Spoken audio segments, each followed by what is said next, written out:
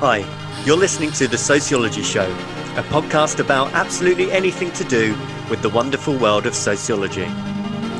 Whether you're a teacher, a lecturer, a student, or just taking a passing interest, this podcast will look at a range of issues from social class, ethnicity, gender, sexuality, religion, crime, education, and anything else that sociology has to offer. My name is Matthew Wilkin, and each episode I will speak to someone working in the field of sociology and let them explain all about their own interests, their research, and their experiences. So, put your earphones in, turn the volume up, and let's be sociology geeks together, eh? Hello and welcome to The Sociology Show. The Sociology Show podcast is sponsored by Collins, high-quality student books, teacher guides and unbeatable value revision for GCSE and A-level sociology resources. So please do go to Collins, do check out what they have on offer for the subject of sociology. The Sociology Show podcast is also brought to you in association with Tutor2U, the exam performance specialist for A-level and GCSE sociology students and teachers. And you can check out what they have on offer at tutor2u.net/sociology, and there you can pick up revision guides, flashcards, revision videos, and everything else that you need for your A-level or GCSE sociology studies. And so my guest for this episode is Professor Kalwant Bhopal. Kalwant is the author of White Privilege, the Myth of a Post-Racial Society. And just very recently, I was lucky enough to hear Professor Bhopal do a really fantastic, engaging talk at an A-level conference. So much so that she actually got a couple of rounds of applause for some of her speeches that were delivered with absolute passion and desire. And so I was really keen to get Kalwant onto the show as quickly as possible after hearing her speech. And so without further ado, let's go over to the interview with Professor Bhopal. Hi, thank you very much for joining the podcast. How are you? Yeah, I'm good, thanks. Very well. How are you? Very good, thanks. Very good. I always ask people to start by saying a little bit about who they are and what they do, if you don't mind. Absolutely. My name is Professor Kalwant Bhopal. I am Professor of Education and Social Justice at the University of Birmingham, but I'm also Director for the Centre for Research in Race and Education, which is also at the University of Birmingham. And really my research looks at racial inequalities and social injustice, and particularly in relation to inequalities in education. Thank you, Kalwant. I think it's really useful to know a little bit about your own background in terms of where you are now, but in terms of where you're from originally, your heritage and so on, because I think that a little bit of background story is always really useful. That's a really good question, because I think that it's really important to remember where you came from as well as where you're going. So I am the daughter of immigrants. My parents immigrated here back in the 1950s from India, so I'm of Indian origin, and my parents are working class, so I grew up with my parents working goodness knows how many hours a day, and they both worked in factories. And had fees been introduced, I would never have gone to university. I would never have had the opportunity simply because my parents wouldn't have been able to afford it. So I went to my local university, and my parents didn't really have any idea about the different types of universities.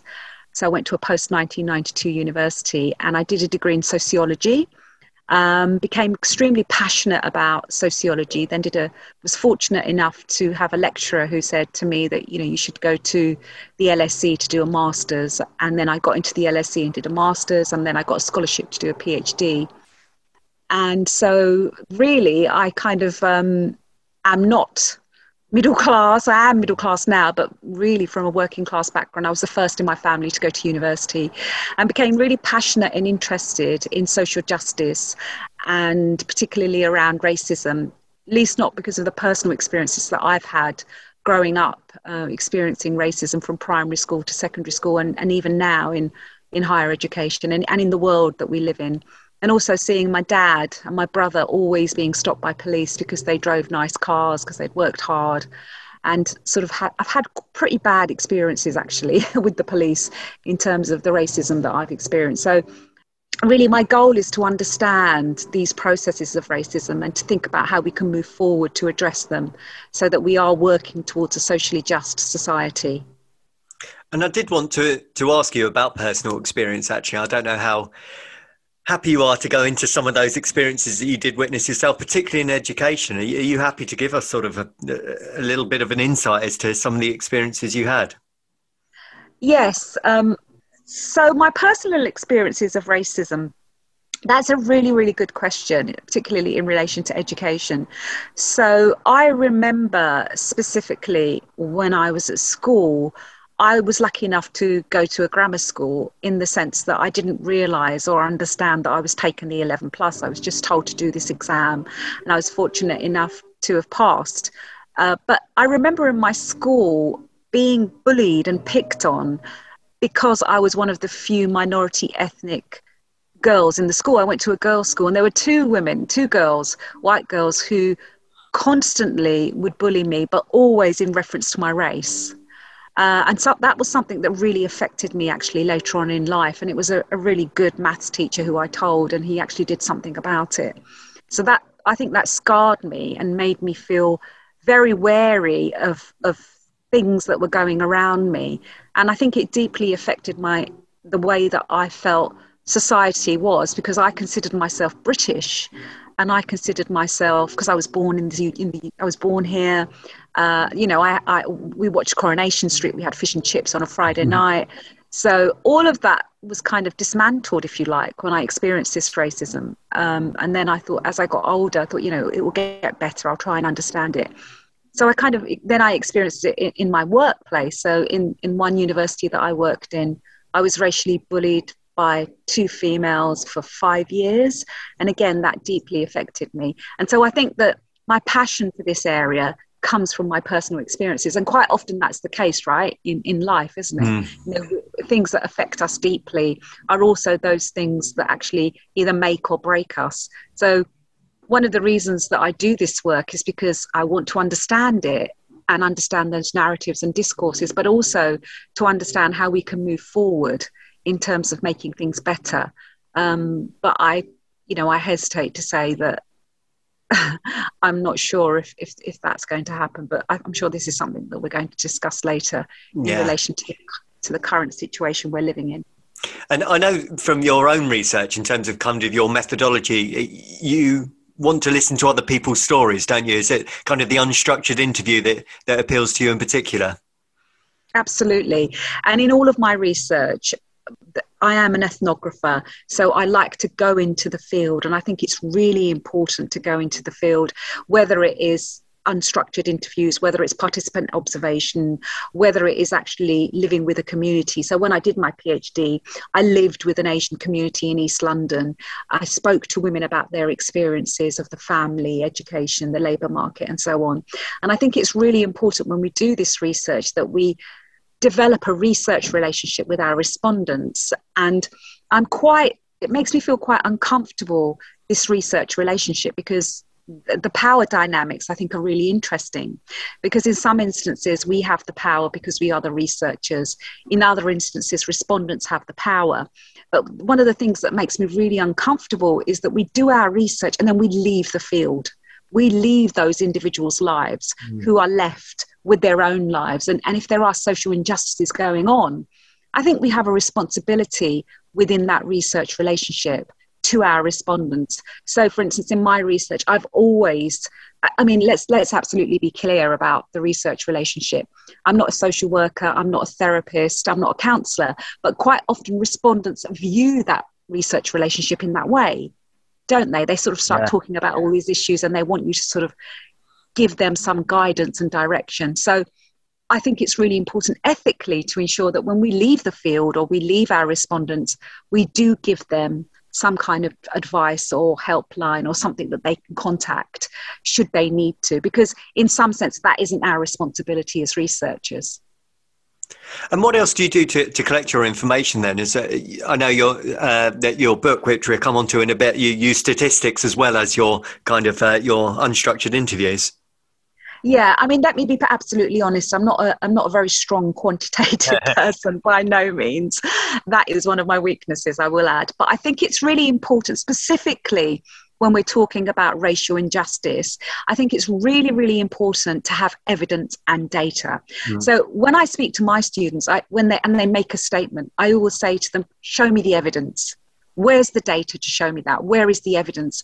So I think it's really important to use quantitative data, be it surveys, be it other mechanisms, other forms of data, which show us, for instance, the statistics which say, for instance, 60% of young people are more likely to experience racism in higher education, if that is the number. So that is reported racism. But we know that quite often with these statistics, we have to be really careful how we read those statistics. And a really good example of that is the white working class deficit discourse debate. So there's lots of evidence, so-called evidence, I would say, to say or to show that it's the white working class that are the most disadvantaged within education. But if you look at the statistics carefully, that is not the case. The most disadvantaged groups are, in fact, Gypsy, Roma, and travellers. So there's lies, damn lies, and statistics. So we have to be really careful how we use that quantitative data. I was really interested in that, actually, because I heard you speak last week, and you mentioned that, and I must confess that's one of the things that as an A-level teacher in sociology we do teach about, that the white working class have now fallen to the bottom in terms of performance, particularly at GCSE and A-level. Can we just clear up that myth then? Is it just that it's one group dragging down the average? Is that what's actually happening? What it is that the way that the statistics are presented by the DFE is the way that they measure class is by FSM, free school meals. Yeah. And what's absolutely clear is that is a problematic measure for class, because there are some middle class students also who are maybe on free school meals for a certain period of their time. So first of all, the measure itself is inaccurate. And secondly, what the DFE do with their statistics is they say that the numbers for GRT, Gypsy, Roma and Traveller, are too small, so we can't count them. So they discount them. And that in itself is incorrect, because first of all, the reasons why the numbers are low is because Gypsy, Roma and Traveller do not want to disclose their identity for fear of racism. And secondly, we can't just discount them.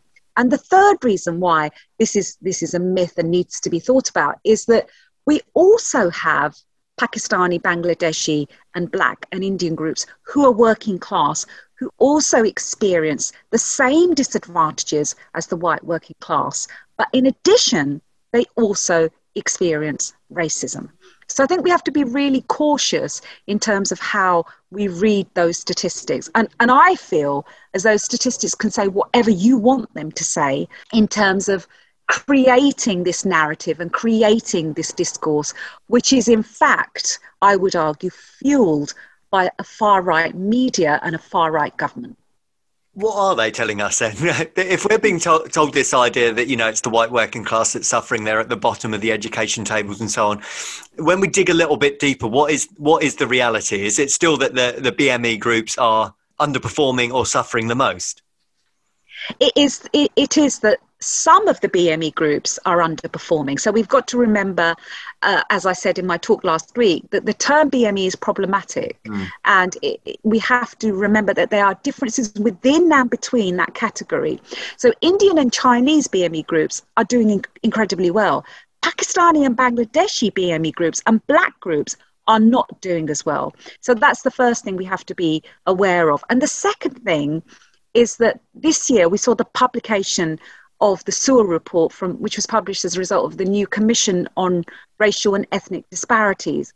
And what's really interesting about that report is it perpetuates this working class myth, white working class myth. And the report, and I quote, found no evidence of institutional racism, when we know individuals, academics working in this area know that there's years and years and reams of evidence, as was shown by the race audit which Theresa May carried out under Theresa May when she was Prime Minister.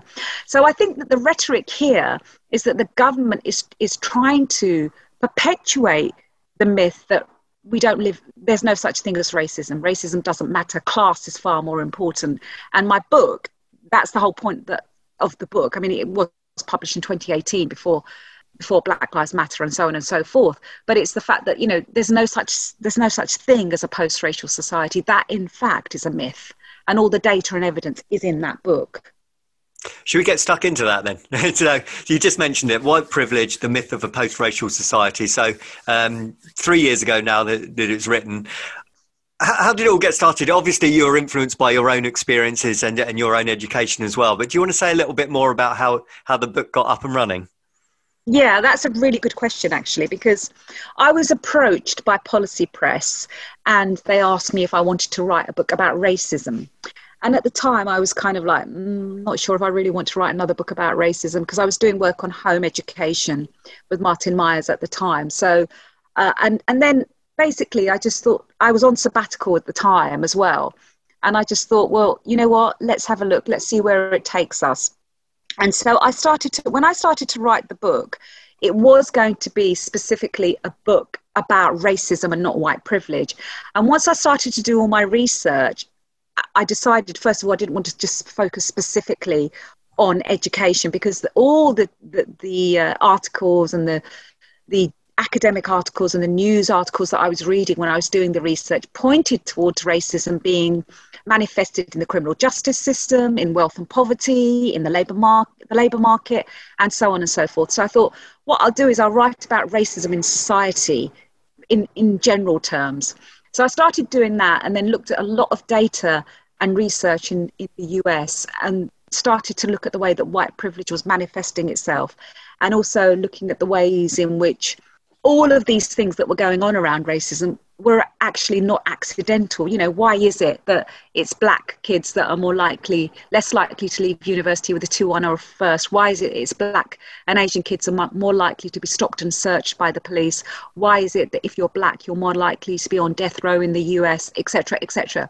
So then I started to conceptually analyze that through notions of understanding white privilege. So it was kind of almost like an evolutionary process, because where I started and where I finished were two completely different things. And you know, I was quite surprised as to how successful it was I think it was after Black Lives Matter protests, and it was in the Guardian weekend as one of the best books to read on race. And this is quite funny. I'm going to name drop now, make you laugh, Matthew. Emma Watson put it on her Instagram story. So I think after that, and it was in Vogue, and as a result, it was in Vogue, which I never thought would happen to it. And so that kind of got me my 15 minutes of fame. And I wanted to pick up on a couple of bits in there, because I actually had a discussion with my class, which was quite interesting. And I thought, I'm going to have to pose this to you to answer this for me, because I posed the question, what would you say is white culture? Okay, because we've done what's black culture, what's Asian culture, what's white culture. And the most common thing that comes back is people say white people don't have a culture. But then I said, so what is whiteness? And a lot of students sat there and they struggled a little bit, and they scratched their head, and then they asked me, and I was like, yeah, I'm struggling a little bit. So how do you define what whiteness is in terms of how you use it in your book? That's a really, really good question. And what I'm going to do is I'm going to link it to white privilege, right? So white privilege is, as Peggy McIntosh back in 1985, I think it was, in the 80s, described it as like an invisible rucksack that you put on your back that's got all these privileges that you take for granted. So, you know, it's got passports, blank checks, things that enable you access to places and access to things that other people don't have by worthy of your whiteness. So your whiteness is one could say your racial identity. It's your physical identity of how you are seen. Of course, we know that there's ambiguities in terms of what one looks like and what one's heritage is in terms of their ethnicity. So that in itself is ambiguous. But that identity of whiteness is deeply embedded in white privilege and vice versa. So to be white, it means that you have this white privilege by worthy of your white identity. So working class people, middle class white people, they benefit from that whiteness, whether they like it or not. Okay, so it's something that I will never have, because my racial identity is I'm brown. I'll never have that privilege. And so the ways in which that whiteness and white privilege manifests itself is through privileges afforded to that identity. So, for example, white privilege means that you can walk through customs without being stopped. White privilege means you're less likely to be stopped and searched by the police. White privilege means you're less likely to be stopped by the police in the first place. White privilege means you can shoot two people and walk out the courthouse a free man, and so on and so forth. So that's how that manifests itself. But it's also ambiguous in the sense that I argue there in my book that there are different shades of whiteness. So there's illegitimate and legitimate, acceptable and unacceptable forms of whiteness. So Gypsy, Roma and Traveller people who define themselves as white do not necessarily have those privileges afforded to white middle class identity. So excuse the pun, it's not black and white, there are shades of grey. Yeah. And I'm just wondering, you already mentioned the complexity between races as well. Do you feel there's some hierarchy between those groups as well? Do you have more privilege as being Asian, for example, than black? That's a really, really good question. It's something that I was discussing this morning, actually, with my family, because I was talking about the ways in which back in the day when I was at university, for example, I'll give you this anecdotal example. When I started my degree many, many years ago, I went to the Black Students Society. It was called the Black Students Society. And I went in there and the first discussion was, how do we define black? And there was this black guy standing next to me and he said, well, she's not black, so she shouldn't be allowed in here, to me. Yeah. Because I was the only Asian person in there. And I was really deeply upset by this and taken aback by it. And I think that what we do have is that we have we do have hierarchies of oppression, if you like, or hierarchies of identity. I don't know where they stand. I do know that whiteness stands at the top. Yeah. But I have had discussions with students, actually, who say that because they're black, their racism is far more severe than the racism that an Asian person encounters. And I don't think I agree with that. I mean, one could say that, well, look at the statistics. The statistics do show us that. But what's really interesting is that if we work from that premise that there are different hierarchies of racism, then I think that we failed as a society, because that's exactly what the far right want. They want us, people of colour, let's use the term people of colour, fighting amongst ourselves. And where does the hierarchy end? Where do East Asians appear on that hierarchy? Do you see what I mean? I think it's really problematic. It's what I call this hierarchy of oppression, which I think can be very, very negative and damaging, because I think that if we are serious about working towards a socially just society, then we have to accept those inequalities exist, just as we have to accept that those inequalities exist within white communities, particularly as we've spoken about in relation to poverty, in relation to education, in relation to privilege and eliteness, and so on and so forth. So I think that is something that is interesting, but I think I would say we need to be cautious about. The Sociology Show podcast relies on the kind contributions of sponsorship and donations. If you enjoy the show, then you can help with the hosting costs by donating as little as £5 on the GoFundMe page. Simply visit uk.gofundme.com and search for The Sociology Show. If you can donate, then you will be sent a Sociology Show pen as a small thank you for your continued support of the show. And can I go back to something else you mentioned about the Sewell report coming to the conclusion? Did they say no evidence of racism or no evidence of overt racism, or what was the language in terms of their conclusion? Institutional racism. Oh, yeah. So yeah. I was just wondering with that then, is it because racism has changed in the fact that it's less overt and it's more covert and it's still there, but it's more difficult to track or find an absolute definitive example of? Is that why they've come to that conclusion? I think it's a combination of things. First of all, I think that because we have policies in place that are actually addressing these inequalities in society. For example, we have the Equality Act, which is in statute. Every public organisation has to comply with the Equality Act.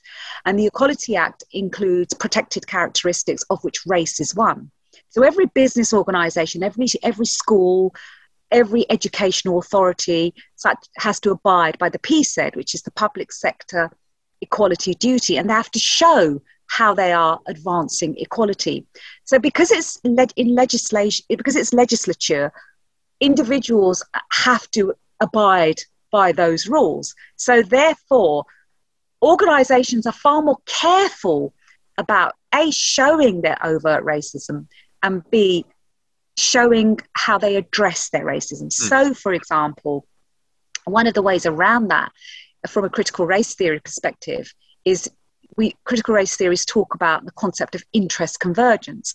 And I talked about this in my talk. So universities and schools will of course have equality policies in place because they have to, okay, it's legal and it's in the constitution, that it's constitutional law that we have to have that, firstly. And secondly, they will do so, but only if it benefits them more than the groups to which it is aimed. So, for example, there'll be race equality policies in place because it makes the school look good, because it makes the university look good. But within those same schools and universities, you will see that the statistics show that BME students are less likely to get a 2-1 or a first. BME students are more likely to make complaints about racism, and so on and so forth.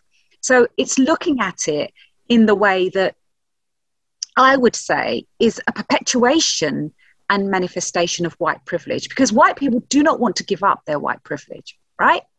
That white privilege benefits them and it benefits society. You only have to look at those statistics.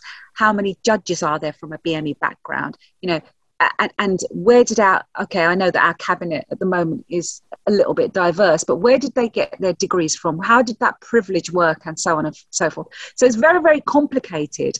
But I think that what we have is the emphasis on institutional racism and looking at the ways institutions address racism. And I would actually disagree with you, Matthew. I would say that the racism is both. It's covert and overt. Covert in the sense that whilst on the one hand individuals know that they have to be careful because there are laws in place, their actions will actually perpetuate racism and white privilege. And it's very covert and overt in the sense that it takes place through microaggressions, which are small behaviours that you can't really prove. So racism is really, really difficult to prove unless somebody calls you a racial slur and hits you over the head with a baseball bat. Yes. It's really difficult to prove, isn't it, that it's racism? Yeah, I think that's what I was trying to get at, really, that actually every institution and every individual within those institutions knows how to play the game. They know what you can and can't say and what would be career suicide, in fact. So are these places just saying the right things and putting the smile on the face and supporting Black Lives Matter and supporting LGBT, but as a kind of... It's marketing, really. It's just a way to give off the good appearance and say we're doing the right thing. Absolutely spot on. And it's ticking the box. It's tokenistic. And it's so as I think I may have said this last week as well, as a parent or as a young person, when you look at the prospectuses of universities or schools, these glossy brochures with BME students on the front, and there's a university that has the Race Equality Charter mark, which is to advance race in higher education, which says, yes, we take these things very seriously. As a parent, if you are interested in social justice, you will want your child to go to that university. But the universities are only concerned with the £9,250 fees, that the student is paying, less so with advancing racial equality. So I think that, because if they weren't doing that, if they were serious, why is it then that we only have 100 professors in UK higher education? Why is it that Black students are less likely to get a 2-1 or a first? Why is it that Black students and some Asian groups are more likely to be unemployed 6 months after they graduate with the same degrees as their white peers? So what's that all about? And it's even takes place through names. I'm sure you've heard about all of these studies which show that if you have a non-Western name on a CV, you are less likely to be shortlisted, and so on and so forth. Go into any organisation and look at who represents that organisation. And, it's kind of like pretty overt. It's pretty out there, in some respects, if you think about it like that. Yeah. I was trying to, if there's any sort of positive spin in the time that you've been researching, have you seen any improvements? Have you seen any developments, or do you think it's just masked? The sort of the institutional racism is just masked better, if that makes sense. Yeah, this is a really difficult question for me because I'm going to try not to be negative. So I'm old enough to remember the Macpherson report, which was a result of the tragic murder of Stephen Lawrence, who was killed for one reason only, because he was black. At that time, the Macpherson report introduced the concept of institutional racism. And I felt then, and we all felt then, that that was a particular historical moment. Things were going to change. 21 years on since Macpherson, very little has changed. In fact, I argue that things have actually got worse for BME people in this country.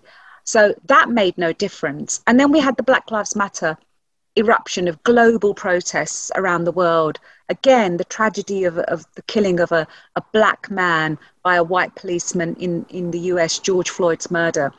And we thought that Black Lives Matter was a moment. And, I hesitate to say that perhaps it was just that. It was a moment, and very little, again, has changed. And forgive me, I haven't looked at the statistics. I'm writing another book at the moment, which I'm looking at the statistics for that now, which will hopefully come out in a couple of years. But the point is that one could argue that things have changed slowly. We have had progress because we do have more black professors than we did before. We do have the numbers are changing very, very slowly.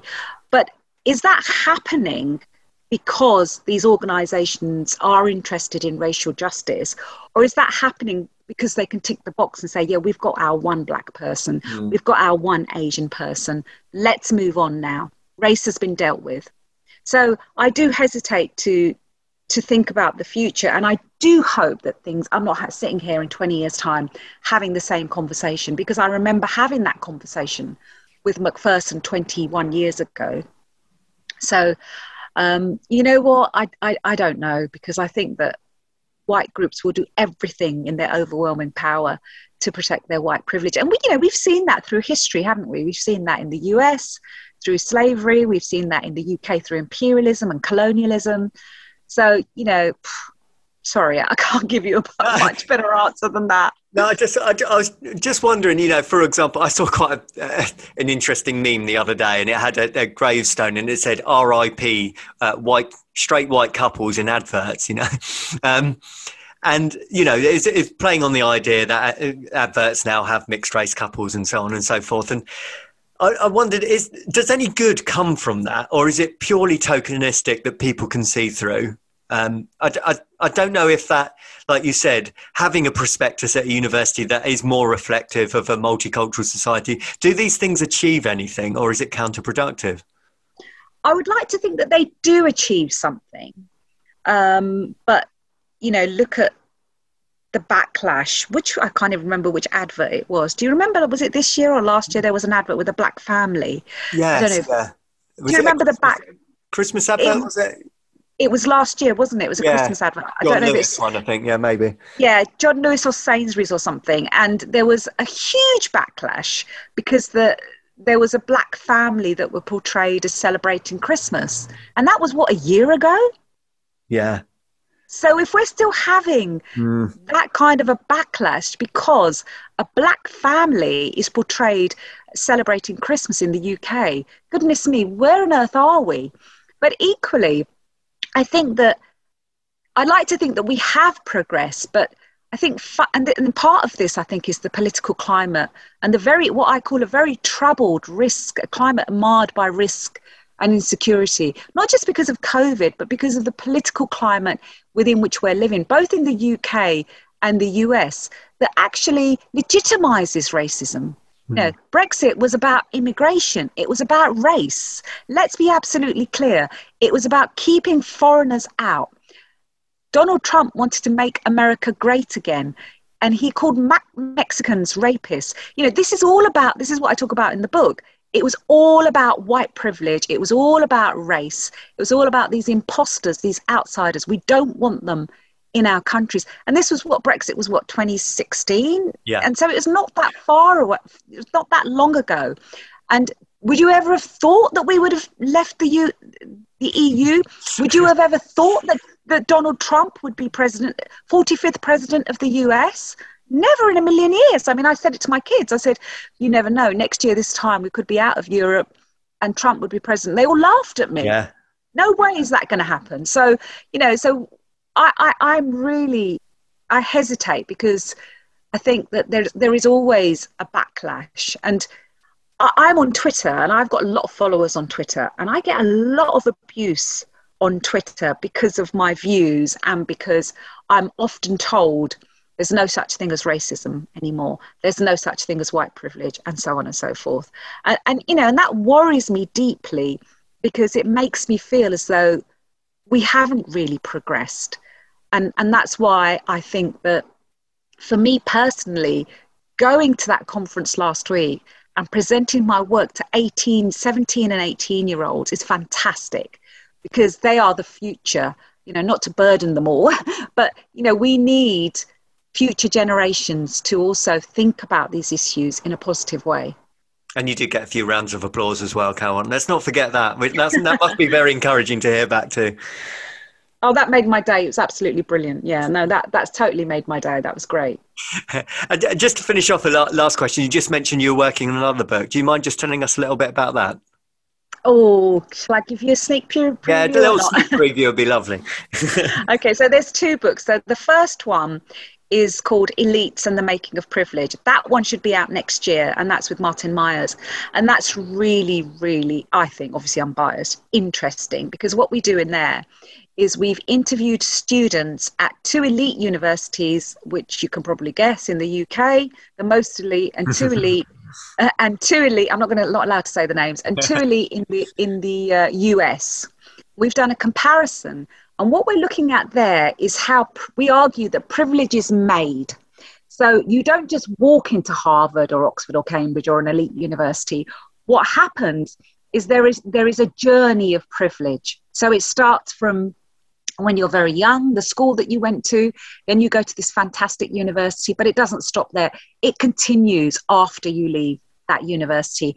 And in that book, we're looking at race and class and so the reason it's called Elites and the Making of Privilege is we're looking at these trajectories around privilege. So that's the first book. And the second book is specifically that I'm writing on my own, specifically going to look at race and education in all arenas. So from schools, higher education, and also looking at policy making. And hopefully that should be out in 2023 if I'm a good girl and deliver it on time. Yeah. Thank you. And if people want to learn more, you just said you're a big Twitter user. You've got a large number of followers. Do you want to give out your Twitter handle or contact details? People can get in touch with you. Absolutely.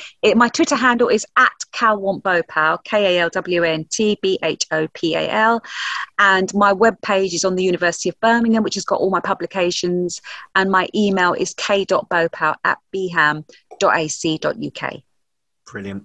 Well, thank you so much for your time today, Kalwant. Really, really do appreciate it. And I look forward to the future publications as well. Wonderful. It's been a huge pleasure. Thank you so much for having me. Thank you. Take care. Thank you. The Sociology Show podcast relies on the kind contributions of sponsorship and donations. If you enjoy the show, then you can help with the hosting costs by donating as little as £5 on the GoFundMe page. Simply visit uk.gofundme.com and search for The Sociology Show. If you can donate, then you will be sent a Sociology Show pen as a small thank you for your continued support of the show.